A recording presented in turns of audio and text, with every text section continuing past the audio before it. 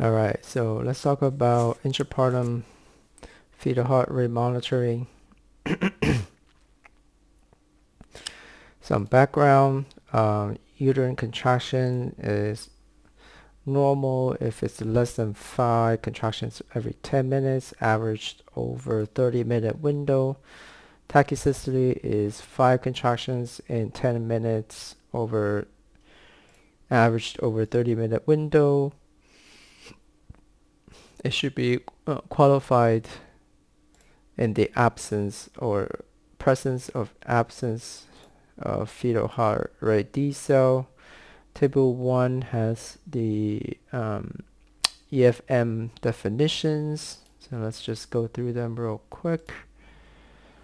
So you have baseline, which is the mean FHR rounded to the increment of 5 beats per minute during a 10-minute segment, excluding periodic or episodic changes, periods of marked FHR variability, segments of baseline that differ by more than 25 beats per minute.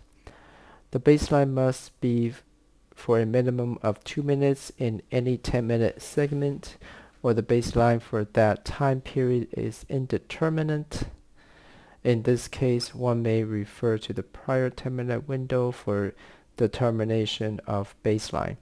Normal FHR baseline is 110 to 160 beats per minute. Tachycardia is FHR baseline is greater than 160. Bradycardia is less than 110.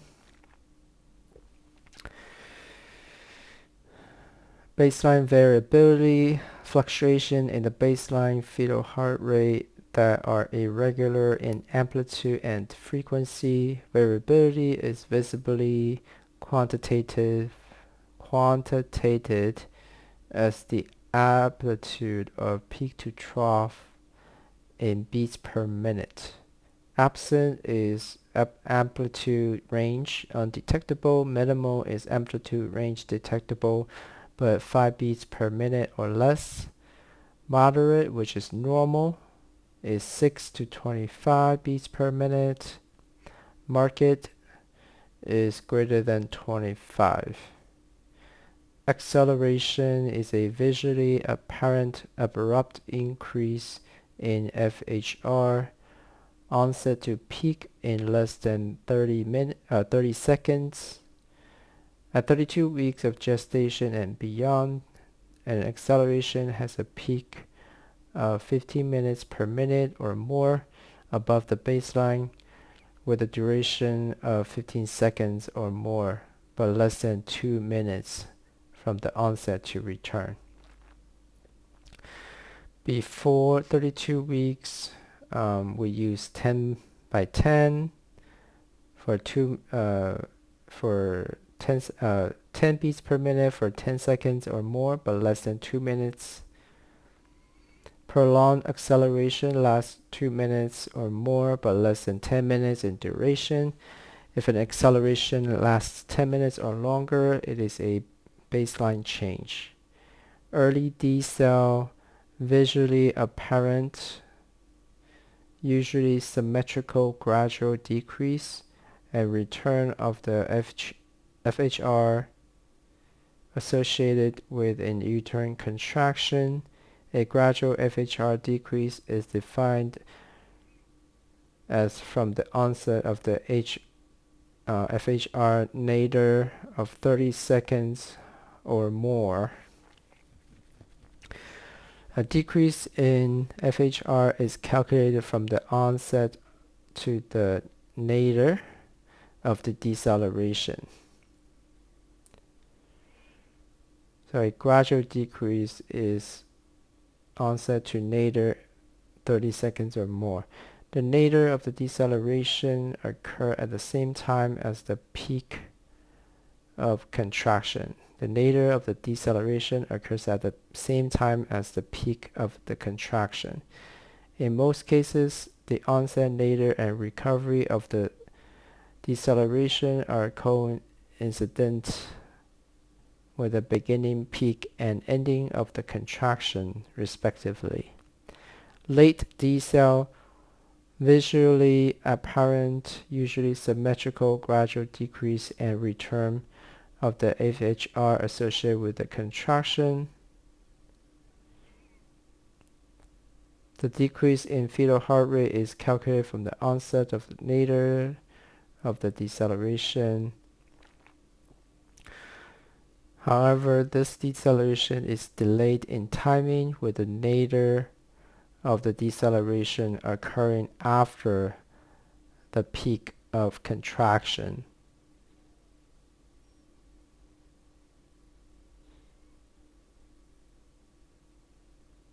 It just has to be after.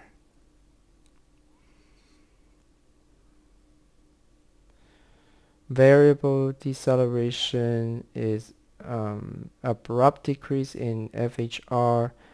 An abrupt FHR decrease is defined as from the onset of deceleration to the beginning of the FHR nadir of less than 30 seconds. The decrease in FHR, the decrease in FHR is 15 beats per minute or greater, lasting 15 seconds or greater, and less than 2 minutes in duration.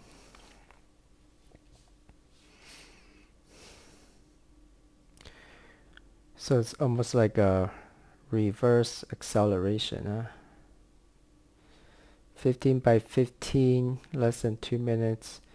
When variable deceleration are associated with uterine contraction, their onset, depth, and duration commonly vary with successive uterine contractions.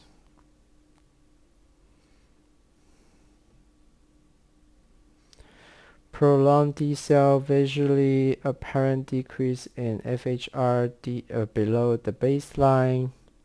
Decrease in FHR from the baseline that is 15 beats per minute or more, lasting 2 minutes or more but less than 10 minutes in duration. If the deceleration lasts 10 minutes or more, it's a baseline change.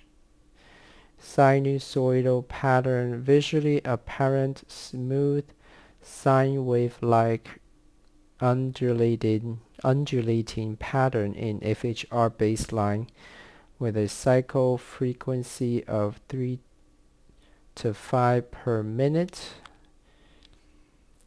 persists for 20 minutes or more. Cycle frequency of 3 to 5 per minute, which persists for 20 minutes or more.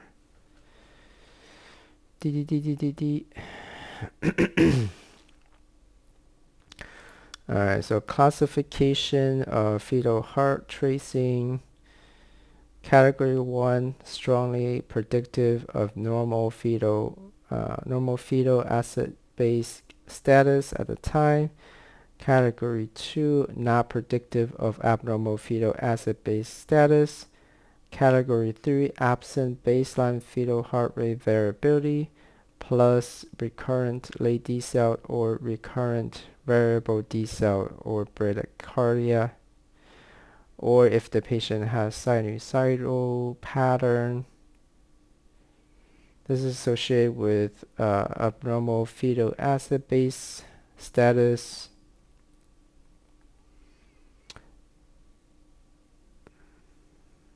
Efforts to expeditiously resolve. Maternal oxygen, if indicated, change in maternal position, discontinuing labor stimulation, treat maternal hypotension, treat tachysystole. Delivery, if category 3 does not resolve. Guideline for reviewing tracing. Low risk, every 30 minutes in the first stage. every 15 minutes in the second stage. High-risk individual every 15 in the first stage and every 5 in the second stage. Clinical consideration and REX. Efficacy of tracing. EFM increases C-section rate, upper lip deliveries. It does reduce risk of neonatal seizures, did not reduce perinatal mortality or cerebral palsy. 1 out of 1,000 fetus with non-reassuring fetal heart rate will develop CP. Labor of high-risk women should be monitored with continuous FHR, such as fetal growth restriction, preeclampsia, type 1 diabetes, intermittent auscultation methods. During active phase of the first stage, you can use every 15-minute auscultation, or second stage is every 5 minutes. Wide variability in interpreting the same tracing.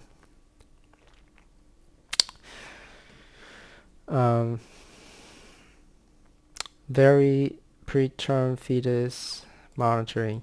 Variable D cells are more common in preterm babies 70% of the time versus term babies only 30% of the time. More common abnormalities, D cells and bradycardia, also tachycardia and minimal or absent baseline variability. Meds that can affect fetal heart rate, narcotics, 75 milligrams of meperidine is the same as 10 milligrams of morphine, same as 10 milligrams of nalbuphine, same as 0.1 milligram of fentanyl. Stadol, butorphanol as a partial mu agonist or agonist antagonist. 75% chance of transient sinusoidal pattern. Not associated as a transient, not associated with adverse outcomes. Corticosteroids decrease fetal heart rate variability with betamethasone but not dexamethasone. I think it says resolve within 7 days. Turbulent increase in baseline fetal heart rate and incidence of fetal tachycardia. Zidovudine, no change. Findings of normal fetal acid-base status. Moderate fetal heart rate variability strongly associated with arterial umbilical cord pH higher than 7.15. In presence of late or variable D cell, pH is higher than 7 in 97% of the cases if the fetal heart rate tracing had normal variability. Ancillary tests in the presence of category 2 or 3 fetal heart tracing.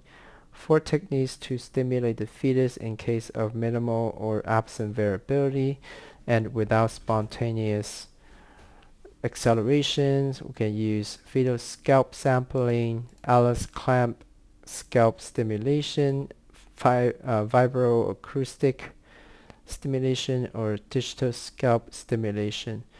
When there is an acceleration following a stimulation, acidemia is unlikely. Labor can continue. When category 3 fetal heart tracing is persistent, fetal scalp blood sampling to determine pH can be considered but rarely done nowadays. There is a 99% negative predictive value. Scalp stimulation largely replaced scalp sampling in the U.S. Methods of intrauterine resuscitation.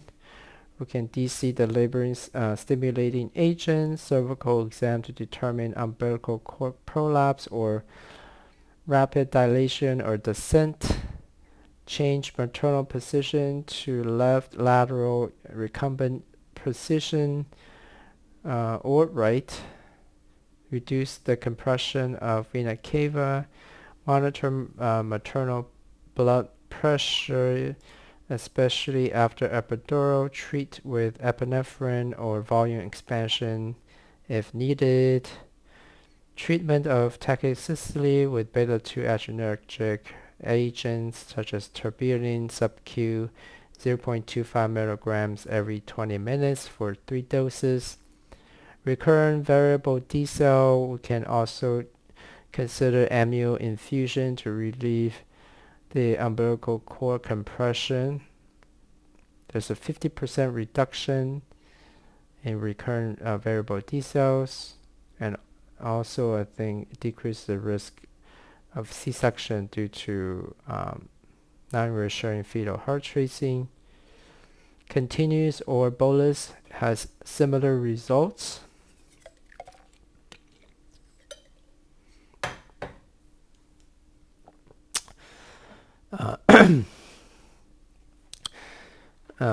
Let's talk a little bit more about the management of fetal heart tracings. Category 1, we don't have to do anything. Category 2, if the patient has intermittent variable D cells, which is less than 50% of contractions, this is the most common abnormality during labor, most often do not require treatment and associated with normal perinatal outcome. Recurrent variable, greater than 50% of the contractions.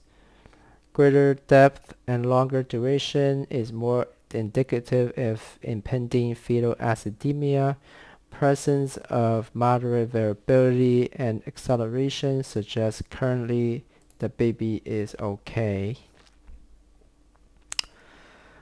Maternal repositioning, first step to alleviate umbilical cord compression, amnio infusion to decrease recurrence rate. Recurrent late D cells. This can reflect transient or chronic uteroplacental insufficiency. Common causes: maternal hypotension, commonly after epidural, uterine tachycystole, or maternal hypoxia. Depending on the causes, you can treat accordingly. If despite of resuscitation measures, late D cell continues in the absence of minimal variability and absent acceleration, fetal acidemia should be considered. Fetal tachycardia, 10 minutes of 160 or more beats per minute. Identify underlying cause. Could be infection, medication, maternal medical disorders, OB conditions, or fetal tachyarrhythmia. So in infection, it could be chorial, pyelo, and other maternal infections. Medication, terbinafine can cause tachycardia, cocaine, or other stimulants. Maternal medical conditions such as hyperthyroidism, OB conditions, placental abruption, or fetal bleeding. Fetal tachyarrhythmia can occur, but usually more than 200 beats per minute. Fetal tachycardia is a poor predictor of fetal hypoxemia or acidemia, unless there's minimal or absent fetal heart rate variability or recurrent D cells. Bradycardia or prolonged decel. Prolonged decel is decrease of 15 beats per minute for 2 minutes, but less than 10 minutes. Bradycardia is less than 110 beats per minute for more than 10 minutes. Evaluation for causes: maternal hypotension, cord prolapse or occlusion, rapid fetal descent, tachysystole, placental abruption, uterine rupture, cardiac defects such as heart block, but this usually causes bradycardia in the second trimester and is not a sudden onset during intrapartum. If bradycardia with minimal or absent variability or prolonged decel that do not resolve, prompt delivery is recommended. Minimal fetal heart rate variability. Narcotics can cause decreased variability. However, they usually improve after 1 to 2 hours. Sleep cycles can decrease variability. These usually last 20 minutes but can be up to 60 minutes. Digital scalp or fibroacoustic stimulation should be done if there's no spontaneous improvement. Continued minimal variability in the absence of acceleration and that can't be explained should be treated according, aka deliver. Tachysystole 5+ contractions in 10 minutes over 30 minutes. If tachysystole in the presence of category 1 fetal heart tracing, we can consider lowering oxytocin dose. If 2 or 3 category tracing, oxytocin should be stopped and intrauterine resuscitation should be performed. If still no resolve, then we should use tocolytics. Category 3 fetal heart tracing associated with neonatal encephalopathy, cerebral palsy, and acidosis. However, the predictive value is very poor. We should prepare delivery while performing resuscitation methods.